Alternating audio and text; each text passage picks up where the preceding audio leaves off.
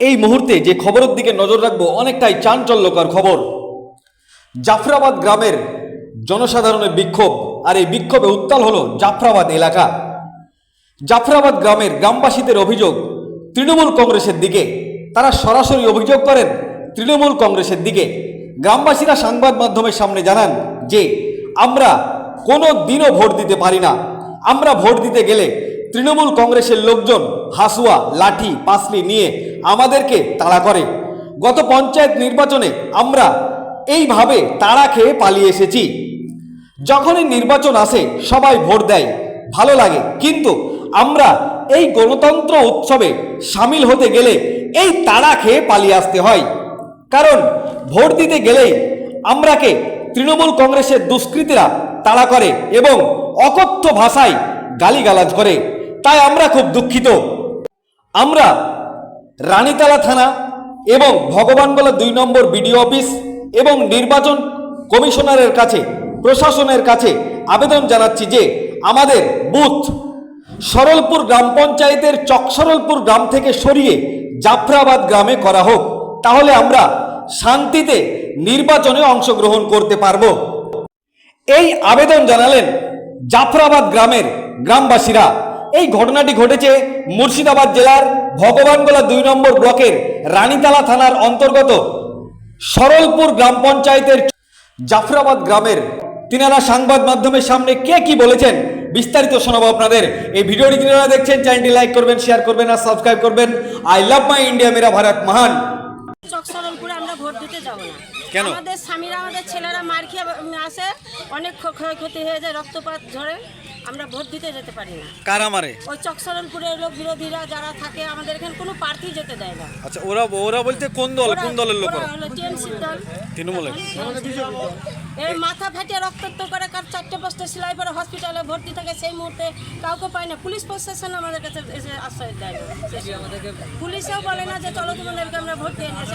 আমরা দাঁড়িয়ে থাকি, আমাদের প্রার্থীও যেতে দেয় না, আমরা ভোট দিতেও পাই না। আচ্ছা, পুলিশ প্রশাসনের কাছে কি আপনার দ্বারস্থ হয়েছিলেন? প্রশাসনে বলেছে, ছেলেগুলো গিয়েছিল, বলেছে চলো যাই, রাস্তা থেকে পালিয়ে যায়। তাহলে কি করে ভোট দিতে যাবে? রাস্তাতে গাড়ি হয়েছে, ওই মারধরের ফাঁসলি দেখে গাড়ি ঘুরিয়ে দেয়, জঙ্গল দিয়ে সব ভয়ে পালিয়ে আসে। এখন কি চাইছেন আপনারা? আমরা চাইছি আমাদের এসএসকে স্কুল জাফরাবাদে ভোটটা হোক। ওই বুথে আমরা যাবো না ভোট দিতে। আপনার নাম? আমার নাম প্রণতি ঘোষ। এই গ্রামের নাম কি? জাফরাবাদ, আমাদের সরলপুর পঞ্চায়েত। ধন্যবাদ। বাড়ি এলো জাফরাবাদ। আমি ওখানে ভোট দিতে গেছিলাম, আমার অসুস্থ শরীর, আমি ওখানে মারামারি দেখে অজ্ঞান হয়ে পড়ে গেছিলাম। আমাকে মানুষ জল টল ঢেলে পায়ে নিয়ে এসছে। আমরা ওখানে ভোট দিতে যাব না। যদি আমাদের মানে স্কুলে হয় ভোট, তাহলে আমরা দিব, নাহলে দিব না। এখন কি চাইছেন আপনারা? এখন আমরা বলছি আমাদের মানে দেশে ভোট আসুক, আমরা মানে আমাদের দেশে ভোট দিব, নাহলে আমরা ভোট দিতে যাব না। কি নাম আপনার? আমার নাম বেলি ঘোষ। এই গ্রামের নাম কি? গ্রামের নাম জাফরাবাদ। থানা? থানা হলো রানীতলা থানা। ধন্যবাদ। বছর থেকে ভোট দিতে দেওয়া হয় না? অনেক বছর থেকেই ভোট দিতে দেয়। মানে কোনো রকমই ভোট দিতে দেয় না। কি চাইছেন এখন?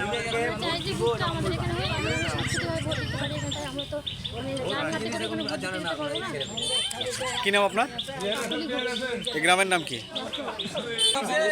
আমরা মোটামুটি যটা পঞ্চায়েত ভোট আসুক, যটা লোকসভা ভোট আসুক, আমরা ভোট দিতে যেতে পাই না। ভোট আলে আমাদের জান কাঁপে।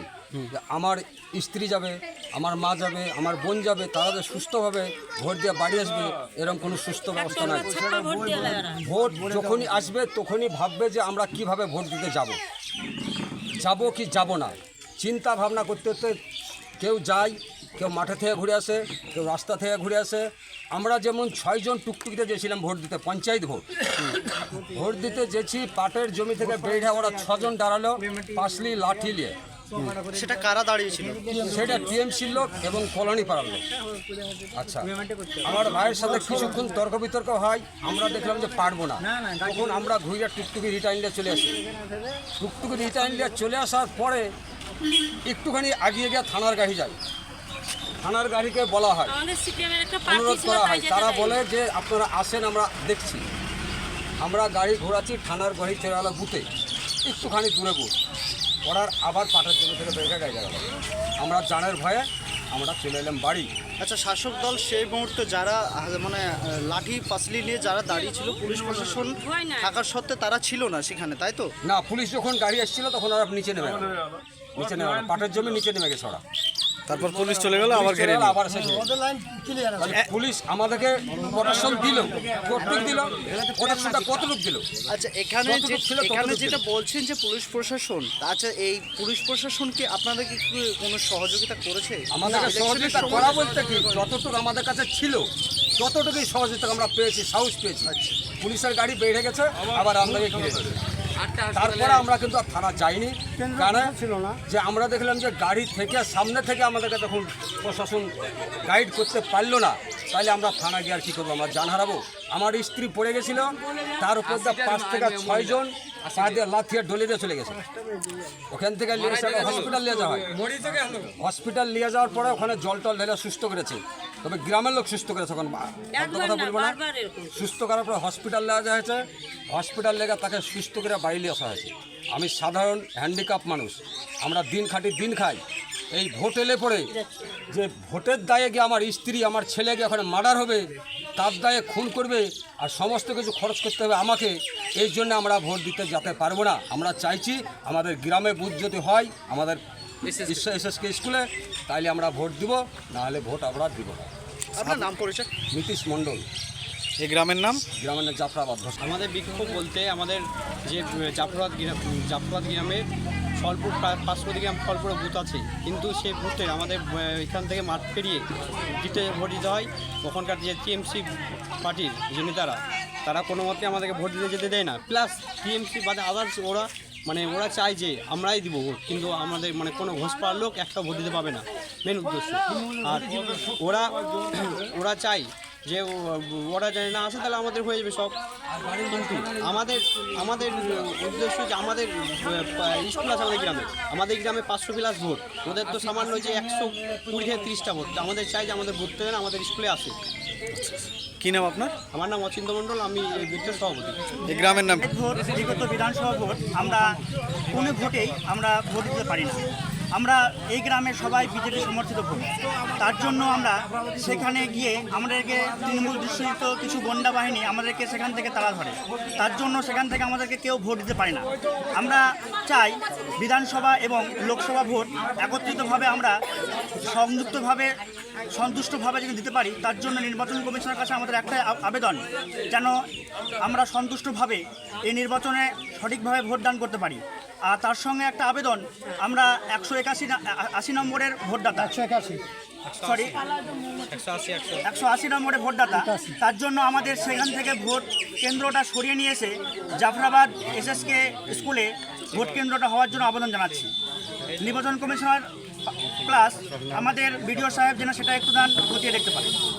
আপনার নাম পরিচয়? আমার নাম রাহুল ঘোষ, মুর্শিদাবাদ জেলার যুব। আজকে আমি ভারতীয় জনতা পার্টির পক্ষ থেকে প্রার্থী হিসাবে উপনির্বাচন ভগবানগোলা বিধানসভা উপনির্বাচনে জাফরাবাদ ঘোষপাড়ায় এসেছিলাম। সেখানে গ্রামবাসীরা ভারতীয় জনতা পার্টিকে ভোট দেওয়ার জন্য আগ্রহ প্রকাশ করে। ইনারা ভারতীয় জনতা পার্টির কর্মী, কিন্তু বিগত পঞ্চায়েত ভোট, লোকসভা ভোট এবং বিগত বিধানসভা ভোটে ইনাদেরকে ভোট দিতে দেয় না। কিছু তৃণমূলের গুন্ডা বাহিনী, হারমাত বাহিনী ইনাদের বাড়ি থেকে, যেহেতু বুথটা 3 কিলোমিটার 4 কিলোমিটার দূরে, সেখানে তারা যখন যায় রাস্তায় আক্রান্ত হয়। তার ফলে আমার বক্তব্য, ইনারা যেন এই আগামী যে লোকসভা নির্বাচন এবং বিধানসভা উপনির্বাচন ইনাদের শান্তিপূর্ণ যেন ভোট দিতে পারে, এটাই আমার দাবি। বিডিও সাহেবকে জানিয়েছেন? ইনারা গ্রামবাসী, ইনারা আজকে আমাদেরকে জানিয়েছে আমরা প্রার্থী হিসাবে এসেছি। হ্যাঁ, আমরা চাইবো শুধু ইনারা যেন শান্তিপূর্ণভাবে ভোটটা দিতে পারে, এর ব্যবস্থা করে। আপনার নাম এবং পরিচয়? আমার নাম ভাস্কর সরকার, ভারতীয় জনতা পার্টি বিজেপির প্রার্থী।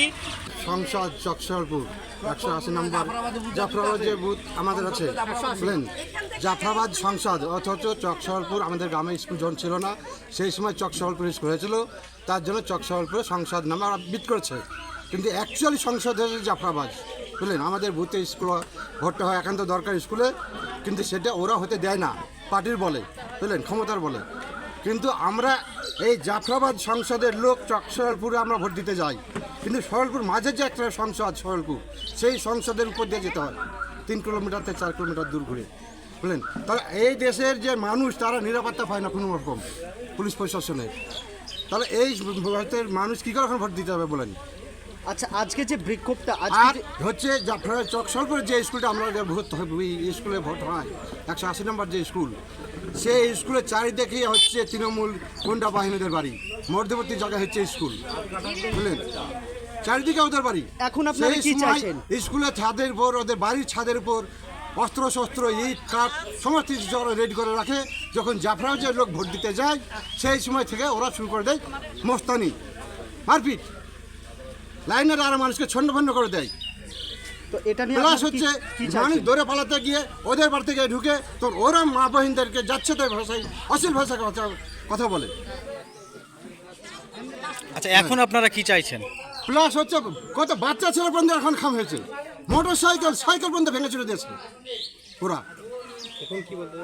আমরা চাইছি যে আমাদের দেশের স্কুলে ভোট হোক, এটাই চাইছি।